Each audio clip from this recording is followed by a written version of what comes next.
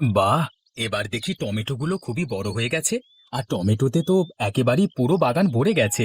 যাই, ঝুড়ি করে টমেটোগুলো বাজারে নিয়ে গিয়ে বিক্রি করে আসি। বিক্রি করে যে টাকা পাবো তা দিয়ে চাল ডাল আজকের মতো কিনে নিয়ে আসবো। ওগো, কোথায় যাচ্ছো? একটু দাঁড়াও তো। কোথায় আর যাবো গিন্নি, জানোই তো টমেটোগুলো নিয়ে বাজারে যাচ্ছি। যাই, এগুলো একটু বিক্রি করে সংসারে যা যা লাগবে তা নিয়ে আসি। তার সংসারে কি কি লাগবে সেগুলো মনে আছে তো তোমার? কি যে বলো না গিন্নি, মনে থাকবে না কেন? সংসারে চাল ডাল আর কি যেন বললে? এই তো দেখলে, এখনই ভুলে গেছো। শোনো, চাল ডাল আর লবণ আনতে হবে। আরেকটা কথা শোনো, ওই টমেটো বিক্রির টাকা দিয়ে এত কিছু তুমি আনতে পারবে না। এই নাও, এই বেগুনগুলো আমি ওই পাশের বাগান থেকে নিয়ে এসেছি। তুমি এগুলো নিয়ে বাজারে যাও। দেখবে, বাজারে গেলে টমেটোর পাশাপাশি বেগুনগুলোও ভালো দামে বিক্রি করতে পারবে। সে তুমি মন্দ বলনি গিন্নি, দাও দাও।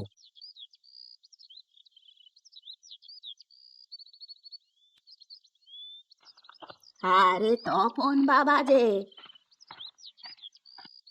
তা মাথায় করে ঝুড়ি নিয়ে কোথায় যাচ্ছিস? আর বলো না বুড়িমা, বাজারে যাচ্ছি টমেটো আর বেগুন বিক্রি করতে। আমাদের বাড়ির পাশের উঠানে টমেটো আর বেগুনের বাগান করেছিলাম, বুঝলে? সেখানে অনেক টমেটো আর বেগুন হয়েছে, সেগুলোই বিক্রি করতে বাজারে যাচ্ছি। কি, টমেটো আর বেগুন? ইস, বেগুন ভাজা আর টমেটো ভর্তা কি যে ভালো লাগে, সে আর তোকে বলে বোঝাতে পারবো না। বলো কি বুড়িমা, তোমার তাহলে টমেটো আর বেগুন অনেক প্রিয়? আচ্ছা দাঁড়াও, আমি তোমাকে কিছু টমেটো আর বেগুন দিচ্ছি। আমার কাছে এখন কোনো টাকা পয়সা নেই তো বাবা, আমি তোর থেকে বেগুন আর টমেটো কিনতে পারবো না যে। কি যে বলো না বুড়িমা, তোমার কাছ থেকে আমি টাকা কেন নেব বলো তো? এগুলো তো আমার বাগানের সবজি, তাই তোমার থেকে আমি কোনো টাকা নেব না। তোমাকে আমি এগুলো এমনিতেই দিচ্ছি। আরে, টমেটো আর বেগুনগুলো তো দেখতে খুবই বড় দেখাচ্ছে। শোন শোন তপন, আমি কিন্তু তোর এই টমেটো আর বেগুনের দাম পরে দিয়ে দিব। তুই তাহলে এখন বাজারে যা, বেশি দেরি করলে আবার বাজারের হাট ধরতে পারবি না যে। হ্যাঁ বুড়িমা, তুমি ঠিকই বলেছ। তাহলে এবার আমি যাই গো।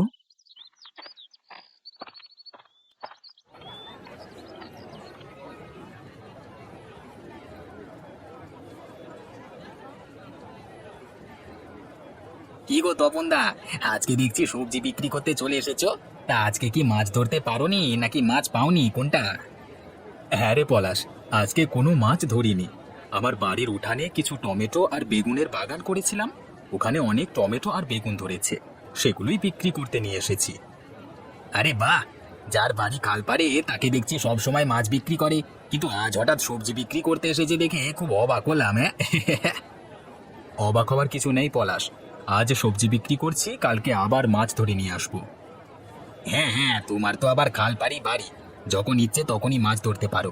তোমার মতো এরকম খালপাড়ে বাড়ি থাকলে দেখতে মাছ ধরে একেবারে মাছের বন্যা বয়ে দিতাম।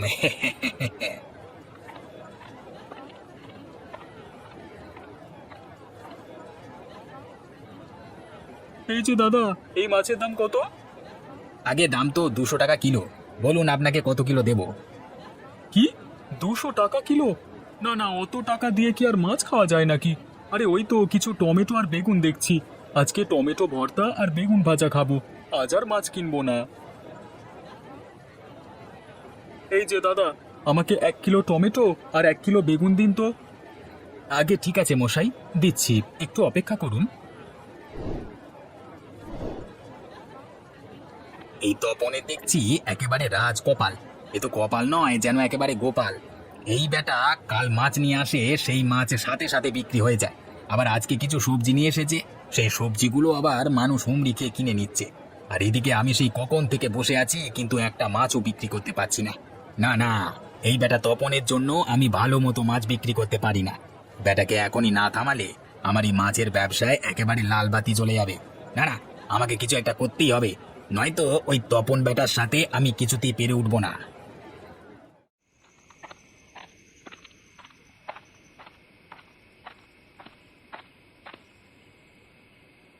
তা গিন্নি, আজ কি রান্না করেছো? আজ তো বাজার থেকে চাল ডাল আর লবণ ছাড়া কিছুই আনতে পারিনি গো। তাতে কি হয়েছে শুনি? আমার যা প্রয়োজন ছিল আমি তোমাকে তাই আনতে বলেছি, তুমিও তাই নিয়ে এসেছো। বাকি সব আমি নিজেই জোগাড় করেছি। বাকি সব তুমি নিজে জোগাড় করেছো মানে? মানে আজ কি রান্না করছো বলো তো? কেন, আমাদের বাড়ির সাথেই তো নদী। তুমি বাজারে যাওয়ার পর আমি নদী থেকে কয়েকটা মাছ ধরেছিলাম, আর বাগান থেকে কিছু বেগুন আর টমেটো দিয়ে সেই মাছগুলো কষিয়ে রান্না করেছি। আরে বাহ গিন্নি, দারুণ করেছো তো। সবজির সাথে মাছ, ইস, জমে একেবারে ক্ষীর হয়ে যাবে। দাও দাও, জলদি করে দুটো খেয়ে নি। হ্যাঁ বসো, তোমাকে আমি খাবার বেড়ে দিচ্ছি।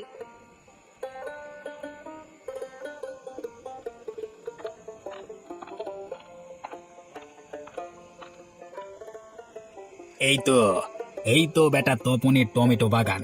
প্রথমে টমেটো বাগানটা নষ্ট করব, তারপর তপনের বেগুন বাগানটা নষ্ট করব। দাঁড়া বেটা তপন, তোর টমেটো আর বেগুনের বাগানের 12টা আমি এক্ষুনি বাজিয়ে দিচ্ছি। দেখবো কাল তুই বাজারে কি বিক্রি করতে যাস।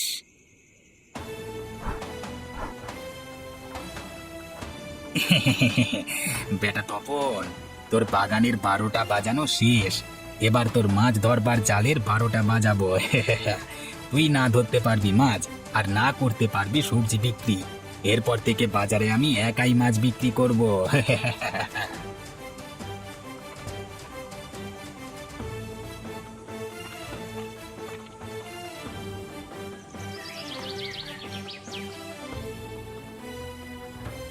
হায় হায়, এ আমাদের কি সর্বনাশ হয়ে গেল গো! এসব আমাদের কি হয়ে গেল! এখন থেকে আমাদের সংসার কিভাবে চলবে গো? আমাদের যে সব শেষ হয়ে গেল। কেঁদো না গিন্নি, কেঁদো না। যা হবার ছিল তা হয়ে গেছে। এখন কেঁদে আর কি হবে বলো? দেখি নতুন কোনো একটা ব্যবস্থা করতে পারি কিনা। ওগো, ওগো, তুমি নতুন ব্যবস্থা কিভাবে করবে গো? আমাদের হাতে তো অত টাকাও নেই যে নতুন একটা জাল কিনবো। টাকা পয়সা ছিল না বলেই তো এই খাল পাড়ে এসে বাড়িটা বানিয়েছিলাম। এখন যে আমাদের সব শেষ হয়ে গেল গো! গিন্নি তুমি আর কান্না করো না, আমি দেখি কিছু একটা করা যায় কিনা।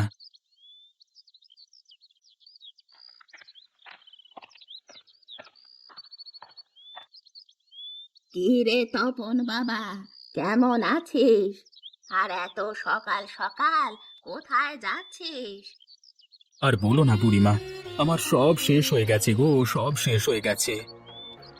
আরে আরে, কাঁদিস না বাবা, কি হয়েছে আমাকে খুলে বল। আর বলো না গো বুড়িমা, কালকে রাতে কে যে আমার টমেটো বাগান আর বেগুন গাছগুলো সব উপড়ে ফেলে দিয়েছে, সাথে মাছ ধরবার যে জালটা ছিল সেটাও চুরি হয়ে গেছে। এসব এসব তুই কি বলছিস তপন? তোর ওই খাল পাড়ের বাড়িতে কোন চোর গিয়ে এসব করলো? না না, এটা চোর হতে পারে না, এটা নিশ্চয়ই তোর কোনো শত্রুর কাজ। শত্রু? কিন্তু আমার তো কোনো শত্রু নেই বুড়িমা, কে করবে এই কাজ? শোন তপন বাবা, চোর হলে তোর জাল চুরি করেই সে পালিয়ে যেত, কিন্তু বেগুন গাছ আর টমেটো গাছ উপড়ে ফেলতো না। তুই একটা কাজ কর, আমার ঘরে একটা জাল আছে, ওইটা দিয়ে তুই মাছ ধর। আর তোকে একটা বুদ্ধি দিচ্ছি, এখানে আয়।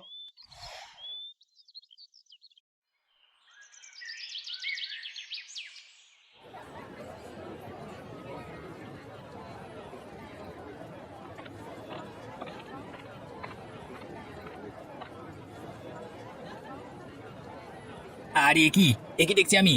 তপন দেখছি আজও মাথায় করে বাজারে মাছ নিয়ে এসেছে বিক্রি করতে। কাল রাতেই তো আমি ওর জালটা চুরি করে নিয়ে এসেছি, তাহলে ও মাছ ধরলো কিভাবে?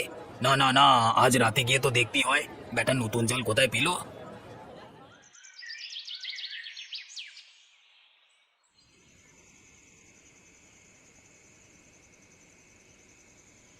গিন্নি, তোমার কথা মতো কাজ হবে তো, নাকি আমার এই জালটাও চুরি হয়ে যাবে? আরে না না, তুমি এত চিন্তা করো না গো। দেখবে আমার বুদ্ধি ঠিক এই কাজে দেবে। এখন তোমাকে একটু সজাগ থাকতে হবে, বুঝলে?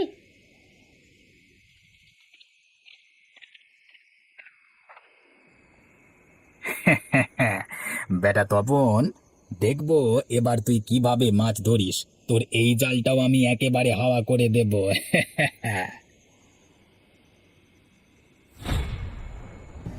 ওরে বাবা রে, মরে গেলাম রে, গেলাম রে। আমার পাটা একেবারে গেল রে, গেল। পাটা একেবারে ফুটো হয়ে গেল গো। ছি ছি ছি ছি পলাশ, তোর কাছ থেকে আমি এটা একদমই আশা করিনি। শেষে কিনা তুই আমার বেগুন বাগান আর টমেটো বাগানের পাশাপাশি জালটাও চুরি করেছিলিস। ছি ছি ছি ছি, তোর মতো এত নিচু মনের মানুষ আমি জীবনেও দেখিনি। দাঁড়া, তোর এই পাপের বিচার আমি মোড়ল মশাইয়ের কাছে গিয়েই দেব। মাফ করে দাও দাদা, মাফ করে দাও, আমাকে ক্ষমা করে দাও।